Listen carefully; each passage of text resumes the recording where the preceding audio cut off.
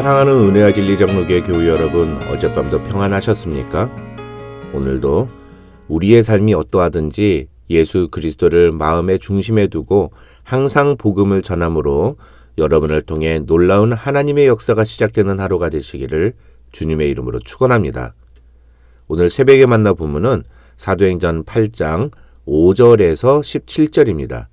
사도행전 8장 5절에서 17절을 제가 읽어드리겠습니다.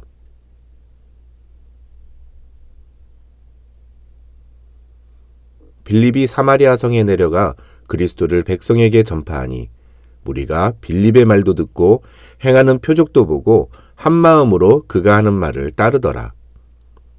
많은 사람에게 붙었던 더러운 귀신들이 크게 소리를 지르며 나가고 또 많은 중풍병자와 못 걷는 사람이 나으니 그 성에 큰 기쁨이 있더라. 그 성에 시몬이라 하는 사람이 전부터 있어 마술을 행하여 사마리아 백성을 놀라게 하며 자칭 큰 자라 하니 낮은 사람부터 높은 사람까지 다 따르며 이르되 이 사람은 크다 일컫는 하나님의 능력이라 하더라.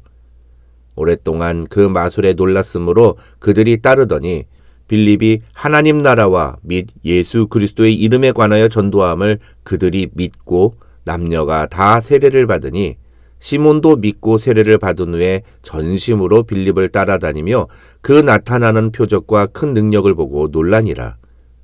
예루살렘에 있는 사도들이 사마리아도 하나님의 말씀을 받았다 함을 듣고 베드로와 요한을 보내매 그들이 내려가서 그들을 위하여 성령 받기를 기도하니 이는 아직 한 사람에게도 성령 내리신 일이 없고 오직 주 예수의 이름으로 세례만 받을 뿐이더라. 이에 두 사도가 그들에게 안수하매 성령을 받는지라.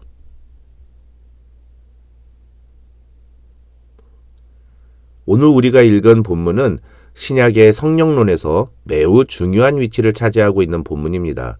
결론부터 말씀을 드리면 오늘 본문은 사도행전 2장에 나오는 오순절 성령 강림과 버금가는 사건이 기록되어 있습니다. 바로 사마리아 지역에 성령의 임재가 일어난 것입니다.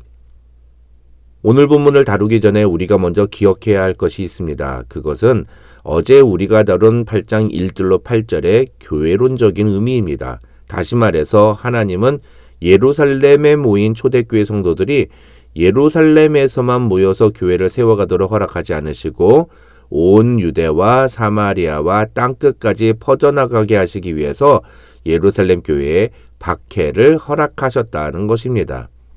그런데 사도행전 11장 19절을 보면 이런 기록이 있습니다. 그때 스데반의 일로 일어난 환란으로 말미암아 흩어진 자들이 베니게와 구브로와 안디옥까지 이르러 유대인에게만 말씀을 전하는데 이 11장 19절은 분명히 예루살렘 교회에 일어난 박해로 인해 예루살렘 교회 교인들이 사방으로 흩어져 복음을 전했다는 사실을 우리에게 보여줍니다. 그런데 문제는 그들이 유대인들에게만 말씀을 전했다는 것입니다. 그렇다면 어제 본문인 5절에 나오는 빌립이 사마리아 성에 내려가서 그리스도를 백성에게 전파했다는 기록은 무슨 뜻일까요? 학자들은 그래서 오늘 본문이 매우 중요한 의미를 지닌다고 설명합니다. 다시 말해서 예루살렘 교회의 핍박으로 흩어진 예루살렘 교회 교인들은 베니게와 구브로와 같은 지역으로 흩어졌지만 거기서도 유대인들에게만 복음을 전했습니다.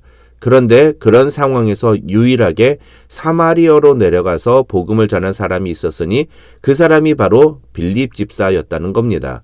그리고 결과적으로 이러한 빌립 집사의 사역이 시발점이 되어서 결국 사마리아 교회도 예루살렘 교회와 같이 성령의 임재를 경험하는 놀라운 은혜의 주인공이 되었다는 것입니다.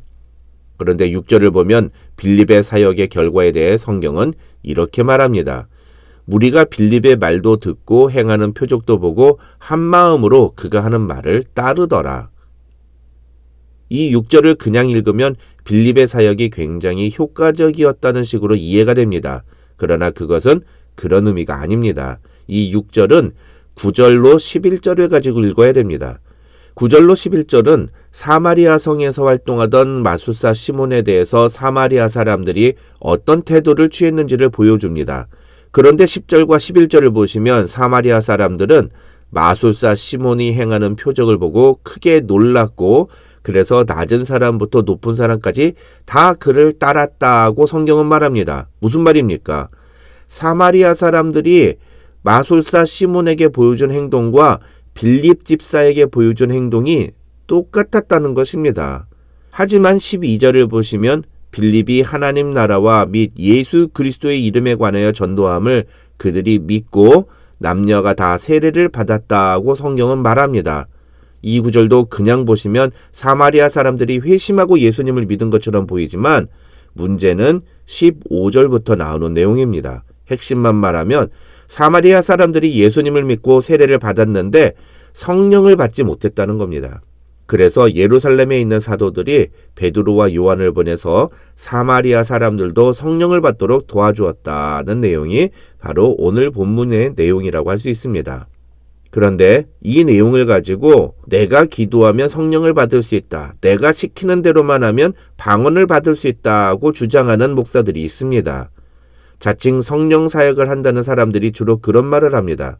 얼마 전에 저도 개인적으로 아는 선배와 이야기를 하다가 제가 아직 방언 기도를 하지 못한다고 했더니 자기랑 기도하면 저도 방언을 받을 수 있다고, 자기가 시키는 대로 하기만 하면 제가 방언을 받을 수 있다고 이야기하는 것을 들은 적이 있습니다. 물론 교단에 따라서는 성령 사역에 대한 이해가 다를 수 있습니다. 그리고 내가 주장하는 것과 상대방이 주장하는 것이 다르다고 해서 그 사람을 무조건 틀렸다고 하는 것은 옳은 태도가 아니라고 할 수 있습니다. 그러나 장로교에 속한 목사로서 저는 그 선배의 주장을 받아들일 수가 없었습니다. 제가 속한 장로교단에서는 오늘 본문을 그런 식으로 사용하지 않습니다. 그렇다면 장로교단에서는 오늘 본문을 어떻게 해석할까요? 결론부터 말씀을 드리면 오늘 본문에 기록된 성령의 임재를 장로교단의 학자들은 이방인에게 성령 강림 사건이 일어난 것이라고 설명합니다. 무슨 말이냐 하면 사도행전 2장이 유대인들에게 임한 성령 강림 사건이라면 오늘 본문인 사도행전 8장은 사마리아인으로 대표되는 이방인들에게 임한 성령 강림 사건이라는 것입니다. 그런데 장로교회에서는 그동안 오순절 성령 강림 사건은 단 한 번만 있는 사건이고 그 뒤부터 성령님은 우리가 예수님을 믿고 세례를 받는 순간 우리 안에 내주하시는 것이라고 주장합니다. 그렇다면 이 사마리아 교회 성령 강림 사건을 어떻게 해석해야 하는가? 그에 대해서 루이스 벌코프라는 학자는 이 사마리아 성령 강림 사건은 예루살렘 성령 강림 사건의 연장선상에 있는 사건이라고 설명합니다. 다시 말해서 이 두 개의 사건이 하나의 세트라는 것입니다. 성령 강림이라는 이벤트가 예루살렘에서부터 시작해서 사마리아에서 끝났다는 것입니다. 반면에 헤르만 바빙크라는 학자는 루이스 볼코프의 의견에 덧붙여서 이 사건이 바로 사도행전 1장 8절의 실제라고 설명합니다. 다시 말해서 오늘 본문은 예수님이 사도행전 1장 8절에서 승천하시기 직전에 제자들에게 하신 예루살렘과 온 유대와 사마리아와 땅끝까지 이르러 내 증인이 되리라 하는 말씀이 어떻게 성취되었는지를 보여주는 장면이라는 것입니다. 중요한 것은 이 성령 강림 사건을 통해서 사마리아 교회는 예루살렘 교회와 똑같은 교회의 지위를 차지하게 되었고 그리스도의 몸이라는 교회의 본질 안에서 하나가 되었다는 것입니다. 학자들은 이것을 다른 말로 사도행전 2장의 성령 강림 사건은 교회의 시작을 보여주는 장면이라면 사도행전 8장의 성령 강림 사건은 교회가 땅끝까지 퍼져나가게 된 계기를 보여주는 장면이라고 설명합니다. 물론 17절을 보면 사마리아 교회의 경우에는 사도들이 안수를 하자 성령이 임하신 것으로 기록되어 있긴 합니다. 그러나 그것은 사도들에게 무슨 특별한 능력이 있는 것이 아닙니다. 오히려 우리가 주목해야 하는 것은 16절입니다.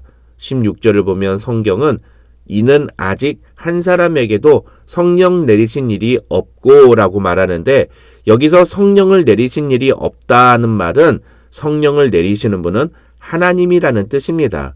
그런데 만약에 성령의 임재가 사도들의 안수에 의해서 일어났다면 하나님이 사도들에 의해 움직이는 것으로 이해되고 이것은 신학적으로 매우 심각한 문제가 아닐 수 없습니다.